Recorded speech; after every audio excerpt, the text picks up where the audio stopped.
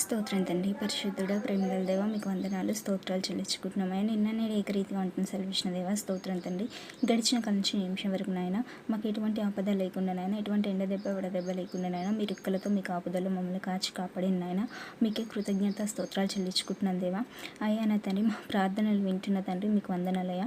అయ్యా నా తండ్రి, ఎటువంటి అపాయకరమైన స్థితిలో మమ్మల్ని పడివేయకుండా నా తండ్రి కాపాడుతున్న దేవా, మీకే కృతజ్ఞతలు నాయన. ఎటువంటి తెగులు మా గుడాలను సమీపించుకుంటున్నాయన, ఎల్లవేళలో మమ్మల్ని కాపు కాస్తున్న తండ్రి మీకు వందనాలయ్యా.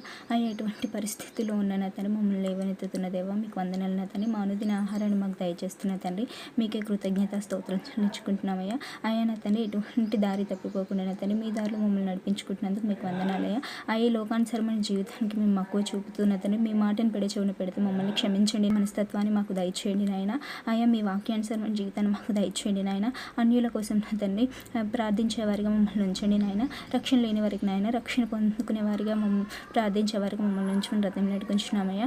అయ్యా మా తండ్రి మీ చిత్తం అయితే నా తండ్రి మీ గురించి ఇతరులకు చెప్పే విధంగా మమ్మల్ని ఉంచమని మేము బ్రతిమలాడుకుంటున్నాం దేవా.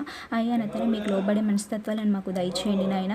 అయ్యా మీరు ఏది చెప్పినా నాయన ఆ మాట ప్రకారం మేము గ్రహించుకొని ఉండేవారుగా మమ్మల్ని ఉంచండి నాయన. మీ పిలుపుని గ్రహించేవారుగా మమ్మల్ని ఎల్లవేళలో ఉంచుతున్నారని నమ్ముచున్నామయ్యా. అయ్యి ప్రార్థన తప్పులుంటే క్షమించండి నాయన. ఈ చిన్ని ప్రార్థన వేసే పరిశుద్ధంలో అడిగి వేడుకుంటున్నాం పరమ తండ్రి, ఆమేన్.